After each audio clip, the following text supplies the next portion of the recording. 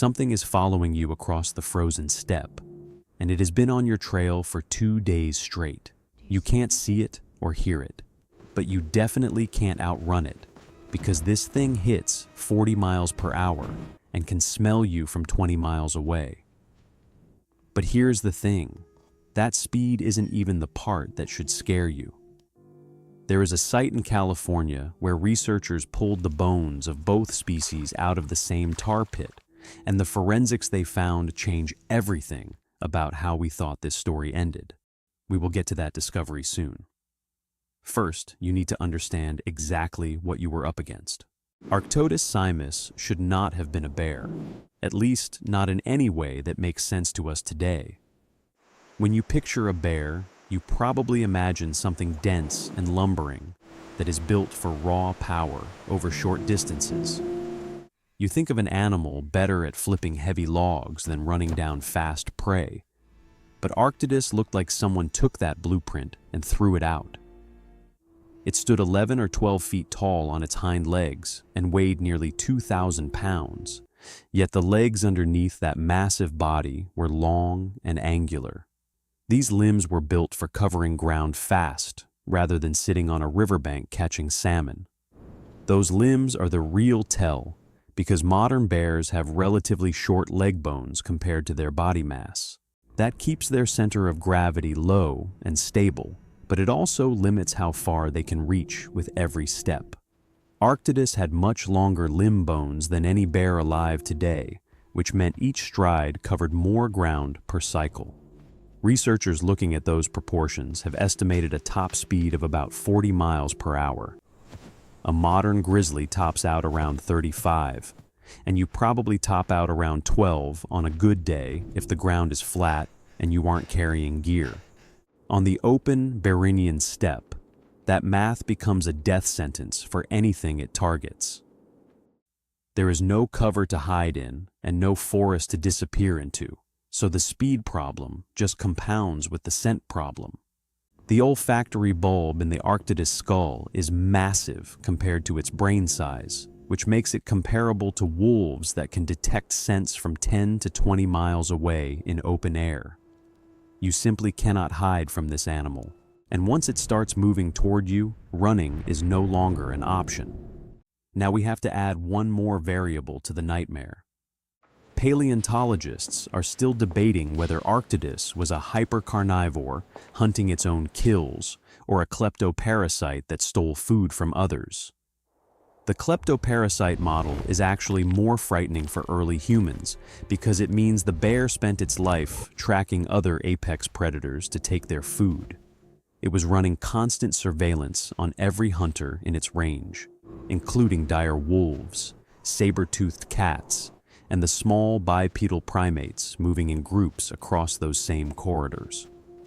This diet question leads us directly to Rancho La Brea, and what they pulled out of that tar is the part nobody talks about. Rancho La Brea is not a graveyard. People call it that, but that framing undersells what it actually is. It is a trap that preserved an entire ecosystem mid-breath, catching animals at the exact moment the food chain was operating. The tar seeps there were hidden under shallow water, and when animals waded in to drink, the tar gripped their feet and held.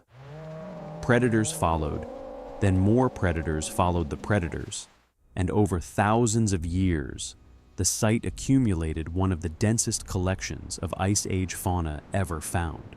When paleontologists started pulling specimens out of the tar, they found more than 30 individual Arctodus simus remains in a single location.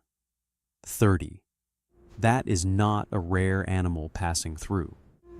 That is an animal that treated this region as home range. What those bones tell us goes well past body size.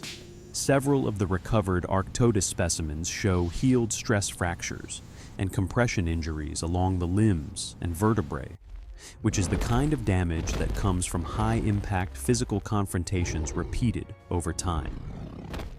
These injuries did not come from falling or disease, but from pure force. This animal was regularly hitting things hard enough to crack its own bones, and it was surviving long enough for those fractures to heal before doing it again. Now here is where it gets specific. Among the La Brea specimens, there is evidence pointing toward caching behavior, meaning the animal was not just killing or stealing kills and consuming them immediately on sight. It was returning. The pattern suggests it remembered kill locations and treated them as resources to revisit. For most large predators, once a carcass is consumed or abandoned, that is the end of the interaction. A predator that caches and returns is operating on a different cognitive level, and it is managing a territory the way you would manage a pantry.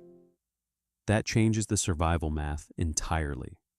Early humans moving through the same corridors as Arctodus were not just navigating a fast, strong, sharp-nosed predator. They were moving through a landscape that this animal had mentally mapped.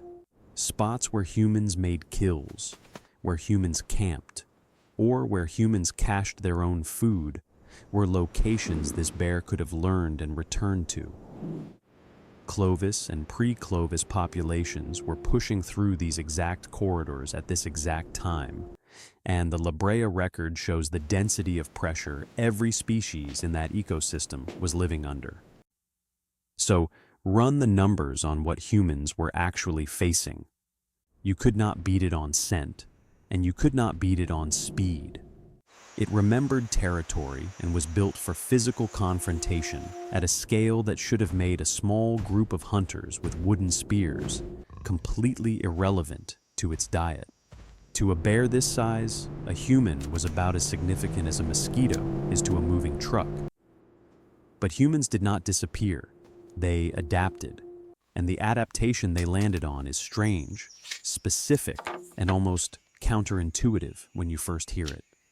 The answer is in the spears. It is not in how powerful they were or how sharp the points were, but in one design detail that had nothing to do with killing the bear and everything to do with surviving the 10 seconds after you tried. A Clovis point is a beautiful object. It is thin, symmetrical, and pressure flaked down to edges sharp enough to shave with, usually hafted onto a wooden shaft with sinew and pine pitch. Archaeologists have found them across North America in extraordinary numbers, and for a long time, the assumption was straightforward: sharp point, strong throw, dead animal.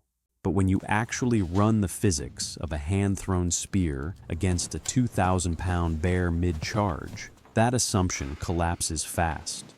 The terminal velocity of a hand-thrown spear is not enough to reliably penetrate the thick musculature around a large bear's vital organs at any angle that a human could realistically achieve during a charge. A direct kill shot requires hitting something small from the right angle with enough force to go deep while the target is closing the distance at 40 miles per hour. That is not a hunting strategy. It is a prayer. So what were the spears actually for? Here's the design detail that changes how you read this. Clovis hunters were using foreshaft technology, meaning the spear was not a single, rigid unit. The point was mounted on a short foreshaft that slotted loosely into the main shaft, and on impact, the foreshaft detached. The point stayed in the wound while the hunter kept the shaft. You could refit a new foreshaft in seconds and throw again, but more importantly, that detached point kept working inside the animal after contact, tearing tissue with every movement the bear made. You were not trying to drop it. You were trying to slow it, hurt it, and make the next 10 seconds survivable. 10 seconds is roughly what you have when a large predator begins a charge at close range. Just before it reaches you, that is not enough time to run and not enough time to climb, so you barely have enough time to act. The foreshaft design is not evidence of a killing tool, but rather evidence of a system designed around the reality that contact was possible, and the first throw might not end the fight. But no individual hunter was running this system alone. Multiple kill sites across North America show large animals with point entry wounds at different angles and from different elevations. which suggests simultaneous throws from multiple positions. That pattern is not consistent with one person tracking an animal and getting lucky. It is consistent with a coordinated formation where people spread across pre-selected positions and waited. An animal to move through a specific point before the group committed. It was not a hunt, it was an ambush. And the location of those ambush sites tells you the last piece. They chose water crossings, narrow canyon passes, and cliff edges where the ground dropped away on one or more sides. These were not accidental choices. In open terrain, Arctodus had every advantage because its speed was its weapon, and the steppe gave it room to use that weapon freely. But force a 2,000-pound animal through a narrow gap between rock walls and its size stops being an asset. It cannot accelerate and it cannot maneuver, so the speed advantage that made it untouchable on flat ground becomes a liability when the geometry closes in. Early humans were not just reacting to this predator. They were reading the landscape before the encounter started and choosing where to be. Terrain selection functioned as active defense. The wound and survive tool, the coordinated formation, and the chosen ground were not isolated tricks, but a single interlocking system where every part compensated for one specific thing this bear could do that humans could not counter directly. Arctodus simus disappears from the fossil record around 11,000 years ago.